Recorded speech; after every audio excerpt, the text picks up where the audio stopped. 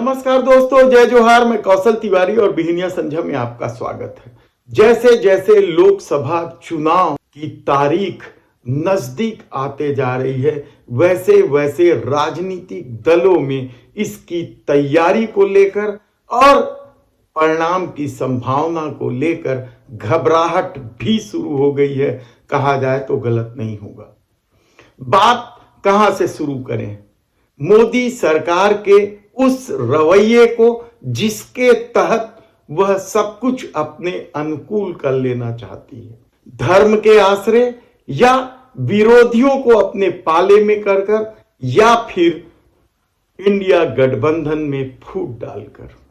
क्या लोकसभा चुनाव के मतदान की तिथि आते आते सब कुछ उलट पुलट जाएगा और कांग्रेस को अकेले चुनाव लड़ना पड़ेगा? कहना कठिन है कि अब इंडिया गठबंधन में कौन कौन से दल रहेंगे, क्योंकि जिस तरीके से भारतीय जनता पार्टी ने जाल बुना उसमें कई दल फंसते नजर आ रहे हैं। ममता बनर्जी ने पहले घोषणा कर दी कि उसकी कांग्रेस से कोई लेना देना नहीं है, तो नीतीश कुमार, वह नीतीश कुमार जिन्होंने इंडिया गठबंधन की नींव रखने में महत्वपूर्ण भूमिका निभाई थी, वे भी भारतीय जनता पार्टी के साथ चले गए। अब बारी किसकी है? उत्तर प्रदेश यानी पश्चिमी उत्तर प्रदेश के बड़े नेता जयंत चौधरी की या फिर शरद पवार की? मायावती तो पहले ही एकला चलो का नारा दे चुकी है। ऐसे में इंडिया गठबंधन के साथ क्या आम आदमी पार्टी की सीटों का तालमेल होगा? बहुत मुश्किल सवाल है और शायद इस सवाल का जवाब राहुल गांधी के पास है। इसलिए उन्होंने बड़ी लड़ाई की तैयारी शुरू कर दी और कल छत्तीसगढ़ के रायगढ़ में जब वे पहुंचे तो इस लड़ाई का खुलासा भी कर दिया। मानो राहुल गांधी ने मान लिया हो कि इंडिया गठबंधन के साथ अब बहुत सारे दल नहीं रहेंगे, वे छोड़ जाएंगे। और उन्होंने इस न्याय यात्रा में खूब प्रहार किया, देश के प्रधानमंत्री नरेंद्र मोदी पर सीधे हमला किया। यह सीधा हमला पहली बार हुआ है। इससे पहले वे गौतम अडानी या अन्याय को लेकर सवाल उठाते रहे हैं, लेकिन कल राहुल गांधी ने जब पहली बार देश के प्रधानमंत्री नरेंद्र मोदी पर सीधा हमला किया, उन्होंने कहा कि देश के प्रधानमंत्री नरेंद्र मोदी पिछड़ा वर्ग में पैदा नहीं हुए हैं। वे दशकों तक, करीब 5 दशक तक सामान्य वर्ग के व्यक्ति रहे और यही वजह है कि वे पिछड़े वर्ग का जाति जनगणना नहीं कराना चाहते। यह बहुत बड़ा आरोप था और यह बोलने की ताकत यदि सिर्फ राहुल गांधी में है कहा जाए तो भी गलत होगा, क्योंकि इससे पहले बिहार में जब जाति जनगणना को लेकर बवाल मचा था तब नीतीश कुमार के पार्टी के कई बड़े नेता मोदी की जाति को लेकर प्रहार किए थे। मोदी जिस जाति से आते हैं, यानी देश के प्रधानमंत्री नरेंद्र मोदी जिस जाति से आते हैं, वह पिछड़े वर्ग में तब शामिल हुआ जब वे गुजरात के मुख्यमंत्री थे या मुख्यमंत्री बनने के करीब थे। भाजपा का दावा है कि 1999 में उनकी जाति को शामिल किया गया है। तो दूसरी तरफ यह भी दावा है कि जब वे मुख्यमंत्री बन चुके थे तब उनकी जाति पिछड़े वर्ग में आई थी या लाई गई थी। सवाल मोदी के पिछड़े वर्ग को लेकर इसलिए भी उठने लगा है क्योंकि पहली बार इस देश को पता चला था कि कोई प्रधानमंत्री भी पिछड़े वर्ग का है। उससे पहले जितने भी प्रधानमंत्री बने किसी की जाति का पता नहीं था। भले ही भारतीय जनता पार्टी या नरेंद्र मोदी यह दावा करते रहे कि वह जाति की राजनीति नहीं करते हैं, लेकिन इस देश को पहली बार किसी ने बताया कि वह पिछड़े वर्ग का है तो भारतीय जनता पार्टी की देश के गृह मंत्री अमित शाह ने। और संसद में भी सीना ठोक के जब देश के प्रधानमंत्री नरेंद्र मोदी कह रहे थे कि वे पिछड़े वर्ग के हैं, जबकि वे 3 राज्यों के चुनाव में घूम घूम कर कह रहे थे कि उनके लिए सबसे बड़ी जाति गरीब है, लेकिन राहुल गांधी ने सीधे प्रहार करना शुरू कर दिया। न केवल नरेंद्र मोदी की जाति के संबंध में उन्होंने बात कही, बल्कि उनके पहनावे पर भी सीधा प्रहार किया।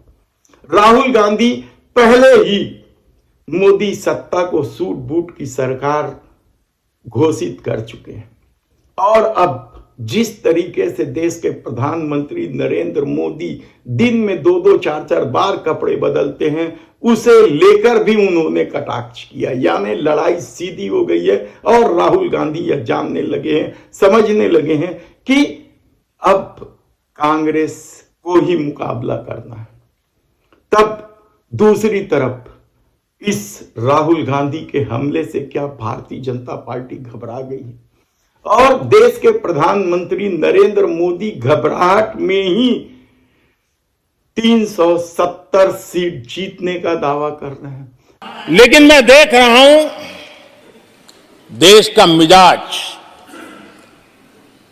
एनडीए को तो 400 पार कर पाई के रहेगा, लेकिन भारतीय जनता पार्टी को 370 सीट अवश्य देगा।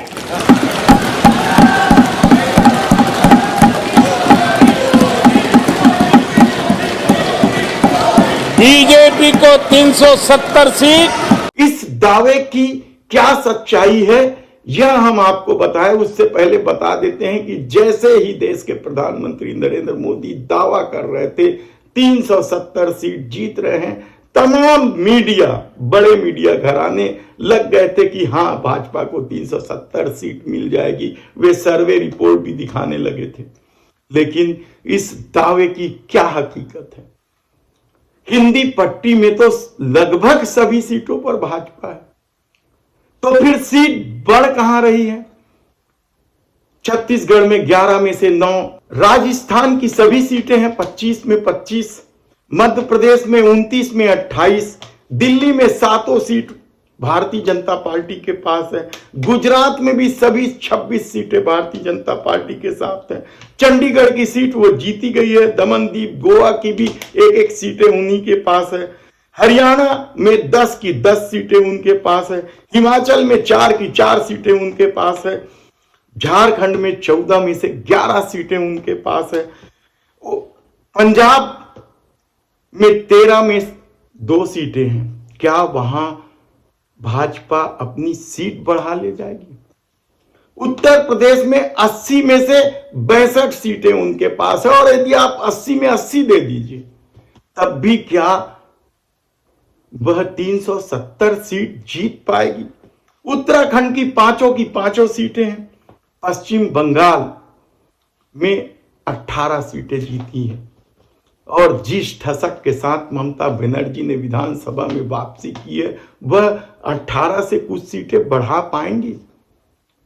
उड़ीसा में भी 12 सीट भाजपा ने जीती है, तो क्या वहां भी बढ़ जाएगी? यानी तमाम अनुकूल परिस्थिति के बाद भाजपा 303 सीट जीत पाई थी 2019 के चुनाव में। 370 का मतलब है 67 सीट और बढ़ना।